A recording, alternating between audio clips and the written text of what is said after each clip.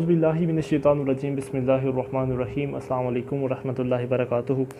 मेरा नाम आदिल शहीर। उम्मीद करता हूँ कि आप सब लोग बिल्कुल ठीक ठाक होंगे, खैरियत से होंगे और अल्लाह ताला का हर गुज़रते हुए लम्हे में शुक्र अदा कर रहे होंगे। आज जो हमने टॉपिक डिस्कस करना है वो है gender analysis of development theories, कि मतलब डेवलपमेंट थेरीज़ जो है उनका जेंडर एनालिसिस हमने करना है। ठीक है, उसके अंदर जो सबसे पहली थेरी हमने डिस्कस करनी है उसका नाम है मॉडर्नाइजेशन थेरी। ठीक है, मॉडर्नाइजेशन थेरी का हमने क्या डिस्कस करना है, effect of the modernisation process on human communication, कि इंसानों की कम्युनिकेशन के अंदर यानी कि इंसानों के रवाबित के अंदर वो कौन कौन सी तब्दीलियां हैं जो एक मॉडर्नाइजेशन यानी कि दौर के अंदर आई हैं। ठीक है, यानी कि एक मॉडर्न दौर के अंदर वो कौन कौन सी चेंजेस आई हैं एक दूसरे के साथ कम्युनिकेट करने के अंदर। इसके अंदर वो ये डिस्कस करता है कि किस तरह 17वीं सेंचुरी के बाद जो है वो यूरोप के अंदर यानी कि मॉडर्नाइजेशन शुरू हुई और आहिस्ता आहिस्ता यानी कि वो वेस्टर्न कल्चर जो है वो आहिस्ता आहिस्ता हर तरफ जो है वो छाता चला गया, यानी कि वेस्टर्न कल्चर जो है वो आहिस्ता आहिस्ता ईस्टर्न कल्चर का हिस्सा बनता चला गया। यानी कि ये तमाम किस्म की जो डेवलपमेंट्स है, चाहे वो इंडस्ट्रियल डेवलपमेंट हो, कम्युनिकेशन डेवलपमेंट हो, मीडिया डेवलपमेंट हो, सेकुलरिज्म हो, कैपिटलिज्म हो, वो तमाम का तमाम जो है वो मैं अपना सबसे पहले वेस्टर्न के अंदर आया और वेस्टर्न के अंदर से होता हुआ आहिस्ता आहिस्ता कहाँ पर आ गया, ईस्टर्न सोसाइटीज़ के अंदर भी आ गया। यानी कि वो पहले खुद यानी कि डेवलप कंट्रीज़ में शामिल हुए, फिर आहिस्ता आहिस्ता वो अंडर डेवलप कंट्रीज जो हैं उसके अंदर मॉडर्नाइजेशन जो है वो आता, यानी कि मतलब एवोल्यूशन के ज़रिए जो है वो रेवोल्यूशन आई है। ठीक है, अच्छा, इसके अंदर वो इसकी डेफिनेशन ये करता है कि मॉडर्नाइजेशन एक ऐसा प्रोसेस है जो moods of social life which emerged in the Europe from about the 17th century, की यानी कि एक ऐसा सोशल लाइफ का चेंज है या यानी कि मूड हैं ऐसे सोशल लाइफ के जो इमर्ज हुए यूरोप के अंदर 17th सेंचुरी के अंदर onward and which subsequently became more और less world wide in their influence, और आहिस्ता आहिस्ता उनका जो इन्फ्लुएंस है वो पूरी दुनिया के अंदर होता चला गया। ठीक है, मॉडर्नाइजेशन थ्योरी जो है ये एक्सप्लेन करती है the changing ways of communication and media and use in traditional and modern societies, के किस तरह मॉडर्न सोसाइटीज़ के अंदर मीडिया और कम्युनिकेशन का जो सोर्स है वो इस्तेमाल किया जाता है। ठीक है, सबसे पहले जो इसकी एजम्पशंस और स्टेटमेंट हैं वो ये कहती हैं कि किस तरह मतलब वेस्टर्न स्टाइल की डिफ्यूजन हुई। डिफ्यूजन होता है कि the movement of molecules, the movement of something from area of higher concentration to area of lower concentration, कि किस तरह एक चीज़ का ज़्यादा से कम की तरफ मूव करना। ठीक है, यानी कि जिस तरह पानी होता है वो बहुत ज़्यादा यानी कि भरा हुआ होता है, यानी कि यह मतलब आप कह लें कि मतलब हमेशा जो दरिया है वो भरे हुए से खाली की तरफ शिफ्ट करता है। ठीक है, तो इस तरह जो डिफ्यूजन का अमल है कि मतलब बहुत ज़्यादा से थोड़े की तरफ जो है वो शिफ्ट करता है ताकि वो अपनी स्पेस जो है वो एक्सपेंड कर सके।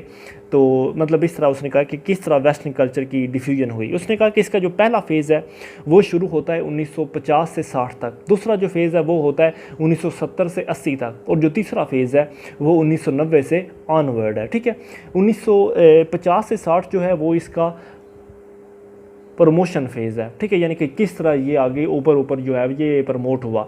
1960 से 1970 से 80 तक जो है वो इसका क्रिटिसिज्म का फेज़ है, और 1990 से ऑनवर्ड जो है वो मतलब 1980 से 90 तक जो है वो इसका न्यूट्रल फेज़ है, और उससे ऑनवर्ड जो है वो इसका मतलब नेगेटिव फेज़ है, क्रिटिसिज्म फेज़ है। ठीक है, अच्छा, सबसे पहले हम बात करते हैं इसके फर्स्ट फेज़ की। फर्स्ट फेज़ के अंदर वो क्या कह रहा है कि जो पहला वेव है, the first wave appeared in 1950s and 1960s। ठीक है, टू एक्सप्लेन, अच्छा इसमें वो ये एक्सप्लेन करता है the diffusion of western styles of living, technology innovations and types of communication, जिसमें एड्रेसिंग आ जाता है, यानी कि किस तरह एक इंसान दूसरे इंसान से कम्युनिकेट करता है। ये तमाम की तमाम चीज़ें, जिसमें वो और भी कहता है कि किस तरह सेकुलरिज्म आया, मटेरियलिस्टिक चीज़ें आई, वेस्टर्न कल्चर आया, इंडिविजुअलिस्ट कल्चर आया, और इन तमाम चीज़ों के पीछे मोटिवेशन क्या थी, इनकी अचीवमेंट कैसे हुई। ठीक है, वो तमाम की तमाम बातों को वो कहता है कि ये 1950 से 60 के दरमियान जो है वो इनकी डिस्कशन हुई है। ठीक है, अच्छा, फर्स्ट वेव के अंदर वो कह रहा है कि 3 मेन फेजेज़ आते हैं। जो फर्स्ट वेव है उसके अंदर 3 मज़ीद आगे वेरिएंट्स आते हैं।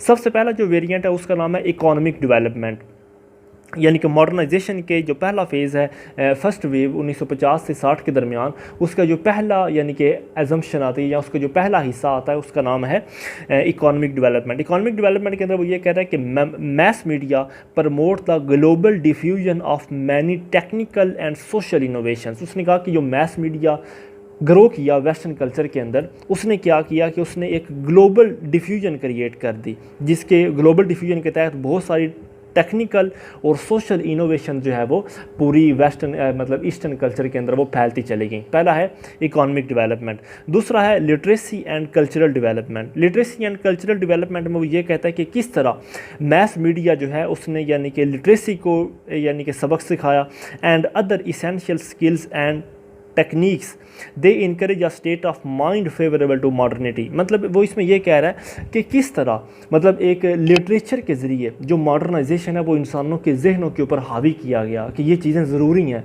ये एवोल्यूशन जो है ये मतलब आपके लिए बहुत ज़्यादा ज़रूरी है। मतलब वक्त के साथ साथ किस तरह लिटरेचर के ज़रिए ये जो मॉडर्नाइजेशन है ये और लोगों के जहनों में डाला गया कि ये आपकी बका के लिए ज़रूरी है, ठीक है, यानी कि आपके ज़िंदा रहने के लिए या आपके हकूक़ के लिए ये जो है बहुत ज़्यादा ज़रूरी है। For example the imagination of an alternative way of life beyond the traditional way, यानी कि एक ऐसी इमेजिनेशन क्रिएट की गई इसके यानी कि लिटरेसी एंड कल्चरल डेवलपमेंट के अंदर ऐसी इमेजिनेशन जो लोगों के जहनों में लिटरेसी के ज़रिए या लिटरेचर के ज़रिए डेवलप की गई कि लोगों को ये सोचने पर मजबूर किया जाए कि इस ट्रेडिशनल वे के अलावा यानी कि ये जो एक पुराना यानी कि ये जो लगा बंधा आपका रास्ता है इसके अलावा भी एक और ज़िंदगी भी है, ठीक है, यानी कि उनको मॉडर्न होने की सोच दी गई, ठीक है।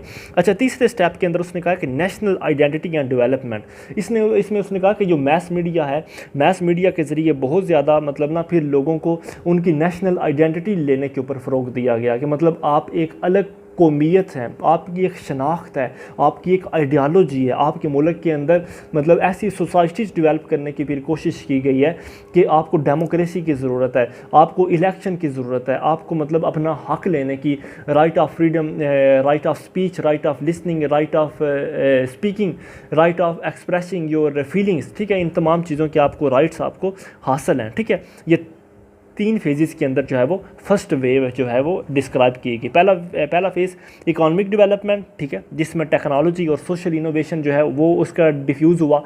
नंबर 2 के ऊपर लिटरेसी और कल्चरल डेवलपमेंट जिसमें लोगों के जहनों के ज़रिए उनको यानी कि इनोवेशन और इमेजिनेशन के ज़रिए कहा गया कि आप एक ऐसी सोसाइटी डेवलप कर सकते हैं जो आपको आपके हकूक़ दिला सके। और तीसरे स्टेप के अंदर उनको लोगों को नेशनल आइडेंटिटी और उनको सोशल लेवल के ऊपर उनको उनके हकूक़ दिलवाने की बात की गई है, ठीक है। नंबर 2 मॉडर्न यानी कि फेज़ आता है। अच्छा, नंबर 2 फेज़ में आता है जो 1970 से 80 तक चलता है। ये फेज़ जो है ये क्रिटिसिज्म है वेस्टर्न मॉडर्नाइजेशन के अंदर, ठीक है, यानी कि ये फेज़ जो है वो क्रिटिसाइज़ करता है मॉडर्न कैरेक्टर वेस्टर्न मॉडर्नाइजेशन को। इसमें वो ये कहता है the second wave of modernisation is a part of critical theory that was popular in the 1970s and 1980s, ठीक है।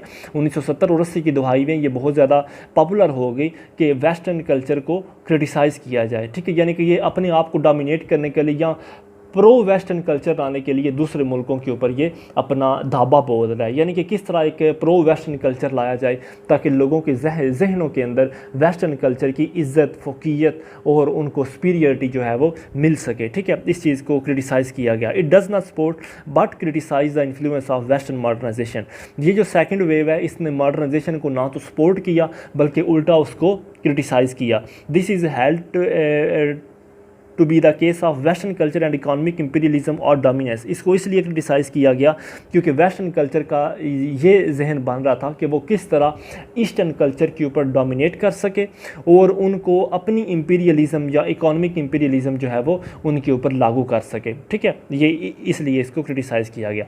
अच्छा, साथ ही साथ वो ये कह रहा है on the theory is concern is media dependency theory the developing countries are assume to be dependent on mass media and the western world, यानी कि इसमें वो इस तरह लोगों के जहनों को कायल कर रहे थे कि किस तरह वो जो मैस मीडिया जिसको वेस्टर्न कल्चर ने डेवलप किया है वो किस तरह मतलब डेवलपिंग कंट्रीज़ के ऊपर हावी हो रहा है और डेवलपिंग कंट्रीज़ जो है वो इनडायरेक्टली डिपेंडेंट हो रहे हैं वेस्टर्न कल्चर के ऊपर, ठीक है, यानी कि वेस्टर्न कल्चर अगर ना आया तो किस तरह एक डेवलपिंग सोसाइटी जो है वो नीचे गिर जाएगी या अपने आप को संभाल नहीं पाएगी। यानी कि इस तरह वो जो मैस मीडिया है उसने लोगों के जहनों को कंट्रोल किया और इसलिए इसको फिर 1970 और 80 की दहाई में क्रिटिसाइज़ किया गया कि ये जो वेस्टर्न मॉडर्नाइजेशन है ये अपना आप को डोमिनेट करवाने के लिए मतलब ईस्टर्न सोसाइटीज़ के अंदर आ रही है, ठीक है।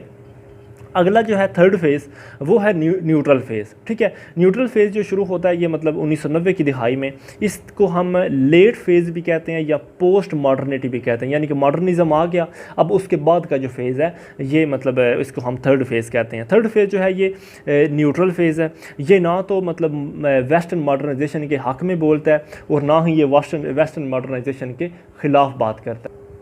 ये जो न्यूट्रल फेज़ है 1990 का, ये सिर्फ ये बात करता है कि किस तरह मॉडर्नाइजेशन जो है वो इंडिविजुअल सोसाइटी के ऊपर किस तरह यानी कि इम्प्लीमेंट हो रहा है, या उसकी क्या क्या चेंजेस और क्या क्या कॉन्सिक्वेंसेस जो हैं वो उस सोसाइटी के ऊपर इम्प्लीमेंट हो रही हैं, और उस इम्प्लीमेंट होने के रिज़ल्ट के अंदर क्या चीज़ें उस सोसाइटी के अंदर प्रोड्यूस हो रही हैं, यानी कि किस तरह एक पैसे का कल्चर चेंज हो रहा है, किस तरह लैंग्वेज चेंज हो रही है, किस तरह इंग्लिश लैंग्वेज जो है वो Aahista Aahista under developing society का हिस्सा बनती जा रही है। ठीक है, यानी कि वो उसने सिर्फ उन फेजेस की बात की है या उन बातों के मुतालिक उसने कहा है कि जो इन वेस्टर्न मॉडर्नाइजेशन के ज़रिए एक इंडिविजुअल सोसाइटी या एक अंडर डेवलप सोसाइटी जो है उसके ऊपर ये इसका इन्फ्लुएंस बढ़ता चला जा रहा है। ठीक है, लेकिन इसने उसको क्रिटिसाइज़ भी नहीं किया और उसके मतलब फेवर में भी नहीं गया। अच्छा, उसके बाद यानी कि ना modernisation theory should adopt undeveloped countries. अच्छा, आखिर में ना यानी कि अगर एक सुजेशन दी जाए तो वो कहता है कि मतलब मॉडर्नाइजेशन सोसाइटी उनके लिए बनाई गई कि जो सोसाइटी यानी कि कुछ ख़ास किस्म की फैमिलीज़ के अंदर या मतलब मुख्तलिफ़ किस्म के ट्राइब्स के अंदर वो तकसीम है। ठीक है, या मतलब एक ख़ास तबका जो है वो मतलब वो उस सोसाइटी के ऊपर डोमिनेट कर रहा है और बाकी लोग जो है वो उनके मातहत हैं, उनके सबऑर्डिनेट हैं, या उनकी वो डोमिनेशन के ज़रिए उनके जो हकूक़ हैं वो पिसते चले जा रहे हैं। इसके अंदर ये बात करता है कि modernisation theory is largely based on the view that to develop means to become modern by adopting western culture values and social institutions. मतलब उसने ये कहा कि मॉडर्नाइजेशन कल्चर एक वो कल्चर है कि आप अपने आप को मॉडर्न तब बना सकते हैं अगर आप वेस्टर्न सोशलाइजेशन और वेस्टर्न कल्चर को अपने ऊपर इम्प्लीमेंट करें। तो ये ख़ासकर उन सोसाइटीज़ के लिए है जो अनडेवलप्ड सोसाइटीज़ हैं, जिनमें मतलब ऐसे इंस्टीट्यूशन या मतलब ऐसा वैल्यू ऑफ सिस्टम है जो ट्राइब्स के ज़रिए या एक एक्सटेंडेड फैमिलीज़ के ज़रिए जो है वो उनके ऊपर इम्प्लीमेंट हो रहा है। मिसाल के तौर पर मैं आपको समझाता हूँ कि मतलब जो एक बादशाहत का असूल होता है या एक ऐसा असूल होता है कि मतलब एक फ़ैमिली के अंदर जो बच्चा पैदा हुआ है वही आगे जाके बादशाह बनेगा, या उसी को ख़ास तौर पर कुछ ख़ास किस्म के हकूक़ हासिल होंगे, जो उस फैमिली में पैदा नहीं होगा उसे वह हकूक़ हासिल नहीं होंगे। यानी कि जो मेरिट बेस है वो ख़त्म है, उसका कोई यानी कि हिसाब नहीं। यानी कि जो बस उस फैमिली में पैदा हो गया या जो उस ख़ास कबीले के अंदर आ गया वो यानी कि उसको वो तमाम के तमाम अख्तियारात पूरी सोसाइटी को होल्ड करने के मिल जाएंगे। और ये यानी कि कोई नहीं है कि किसी को काबिलियत की बिना के ऊपर या किसी को उसकी एबिलिटी की बुनियाद के ऊपर जो है वो कोई ओहदा दे दिया जाएगा। नो, बल्कि उसको उसके बाप दादा या उसकी जद्दी पुश्ती होने के नाते या उसको अच्छी फैमिली से बिलोंग करने के नाते उसको ये ओहदा दिया जाएगा। लिहाजा वहाँ पर ये वेस्टर्न कल्चर जो है वो ज़रूरी था, क्योंकि मॉडर्नाइजेशन के ज़रिए उन लोगों को हकूक़ दिए जा सकते जो मतलब नीचे सबऑर्डिनेट हैं। ठीक है, जो सेकंड क्लास के अंदर आ रहे हैं। अच्छा, अगली क्लास वो कहता है कि development as an evolutionary process, कि वो कहता है कि किस तरह ये जो मॉडर्नाइजेशन की जो डेवलपमेंट है ये एवोल्यूशनरी प्रोसेस हो सकता है। इसके अंदर उसने ना 5 सीढ़ियाँ बयान की हैं। किसने बयान की हैं? Bill Rostow, BILLROSTOW। Bill Rostow ने मतलब जो है मॉडर्नाइजेशन थिंकर है, इसने 5 किस्म की यानी कि ना इसने 5 स्टेप बयान किए हैं। उसने कहा कि उन स्टेप्स के ऊपर आप कदम रख के किस तरह एक एवोल्यूशन ला सकते हैं रेवोल्यूशन के ज़रिए, यानी कि किस तरह एक ओल्ड सोसाइटी एक मॉडर्न सोसाइटी और एक मॉडर्न कल्चर के अंदर अपने आप को बदल सकती है। उसने कहा सबसे पहला स्टेप है अंडर डेवलप सोसाइटीज़ जो हैं, ठीक है, जिनकी मैंने पहले बात की, जिनके ऊपर यानी कि डोमिनेट कर रही हैं कुछ इंस्टीट्यूशन या कुछ फैमिलीज़ या कुछ ट्राइब्स या कुछ क्लैंस के ज़रिए, मतलब ऐसी अंडर डेवलप सोसाइटी जिनमें सिर्फ ख़ास किस्म का तबके को एक ख़ास किस्म के हकूक़ दिए गए हैं। ठीक है, within which roles as ascribed का मतलब ये होता है कि जो बंदा उस फैमिली में पैदा हो गया उसी को ख़ास किस्म के हकूक़ हासिल हैं और वहाँ पर किसी भी किस्म की कोई अचीवमेंट फोकस नहीं की जाती, यानी कि कोई भी बंदे को मेरिट बेस के ऊपर हकूक़ नहीं दिए जाते। लिहाजा यहाँ पर वो कहता है कि मॉडर्नाइजेशन को इम्प्लीमेंट किया जाएगा और इस अंडर डेवलप सोसाइटी का तमाम जो प्रोसेस होता है वो सिर्फ़ और सिर्फ एग्रीकल्चर बेस होता है, यानी कि खेती बाड़ी की और अपनी ज़िंदगी को यानी कि गुजर बसर किया, खाने पीने का इंतज़ाम कर लिया, और कुछ खास किस्म के जो कबीले हैं वो बेचारे गरीबों के ऊपर यानी कि जुल्म ढा रहे हैं, और जो उन कबीलों के अंदर जो बच्चा पैदा होगा उसी को यानी कि अगला आने वाला सरदार माना जाएगा, और किसी को किसी की काबिलियत के ऊपर यानी कि मतलब कोई यानी कि अपना बरतने की यानी कि सूरत नहीं है। मतलब मेरिट सिस्टम बिल्कुल नहीं है, सिर्फ ट्राइब सिस्टम है या फैमिली सिस्टम पाया जाता है। उसने कहा वहाँ पर पहला स्टेप है कि मॉडर्नाइजेशन को लॉन्च किया जाए।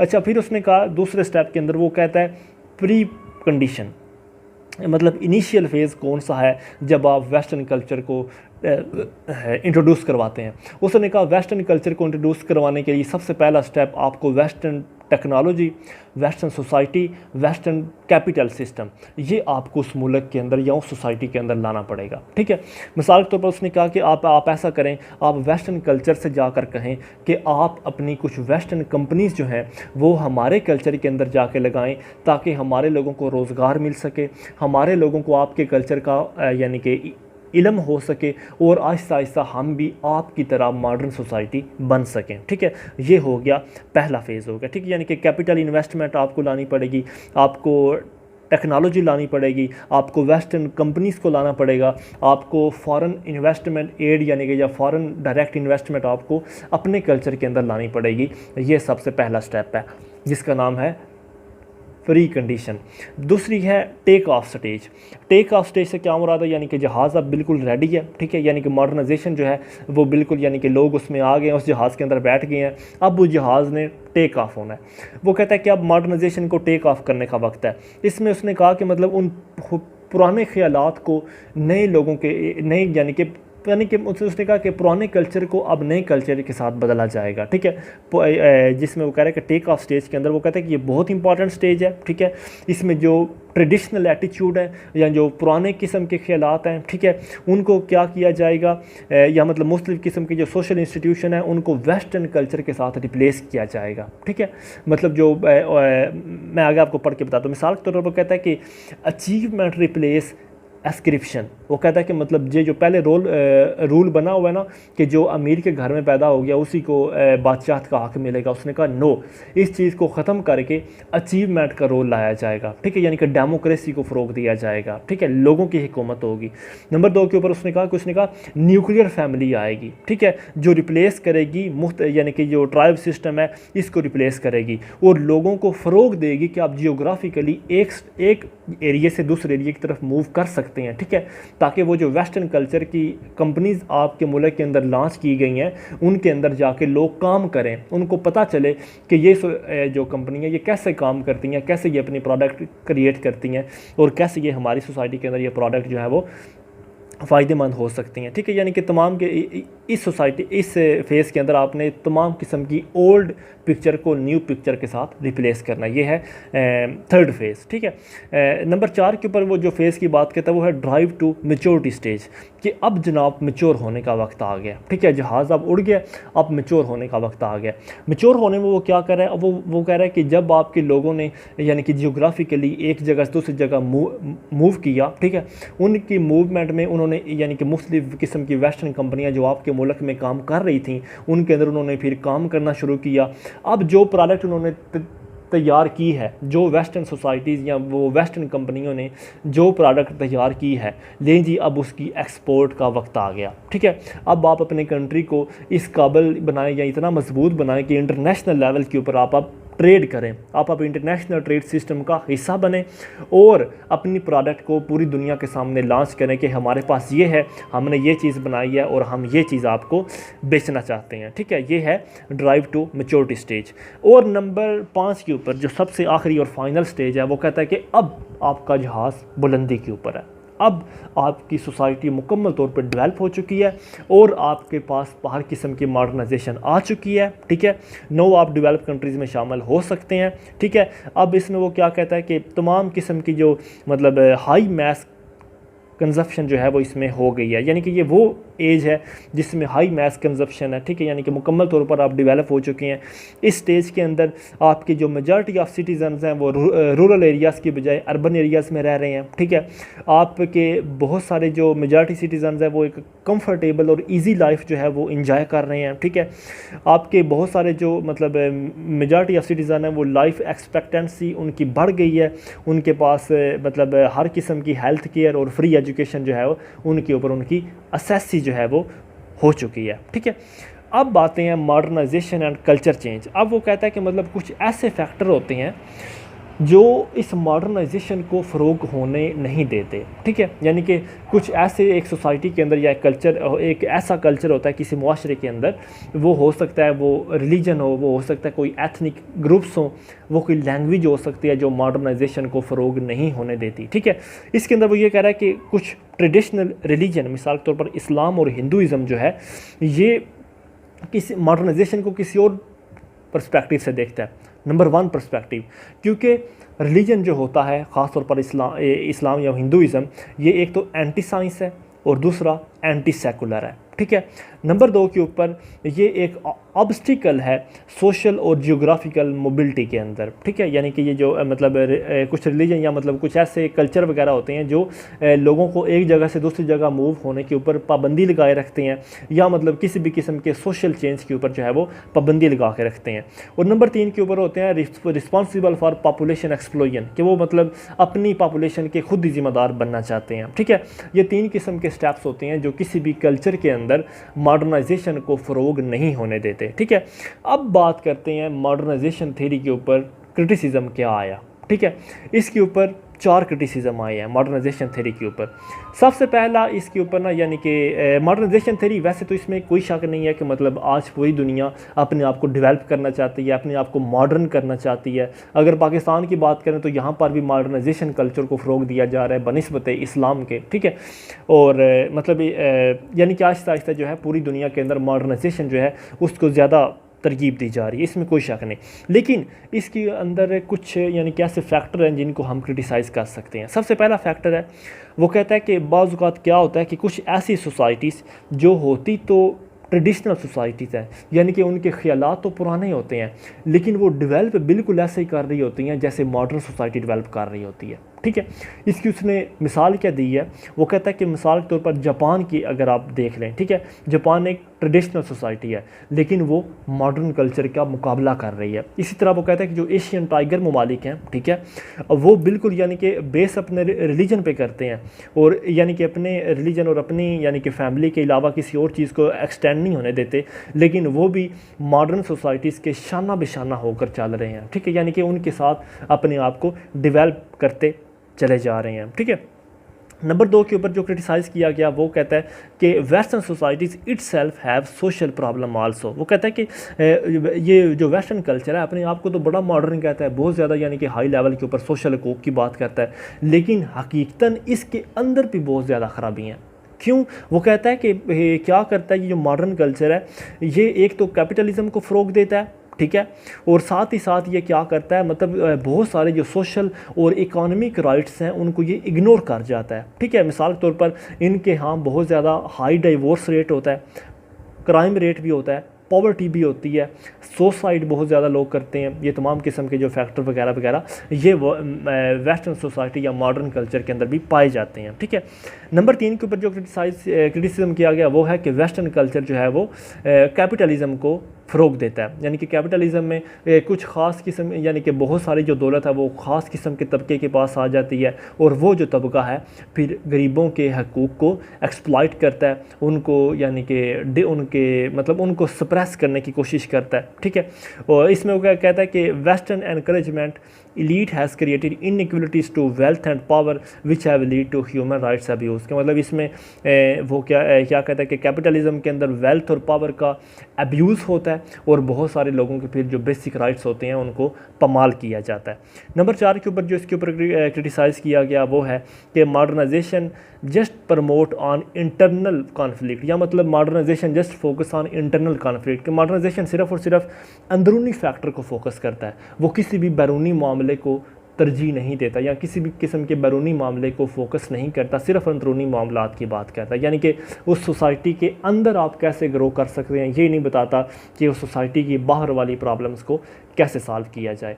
तो ये था हमारा पहली थेरी जिसका नाम है मॉडर्नाइजेशन थेरी, जो कि gender analysis of development theory का हिस्सा है। ठीक है, थैंक यू सो मच। कोई क्वेश्चन हो तो आप पूछ सकते हैं।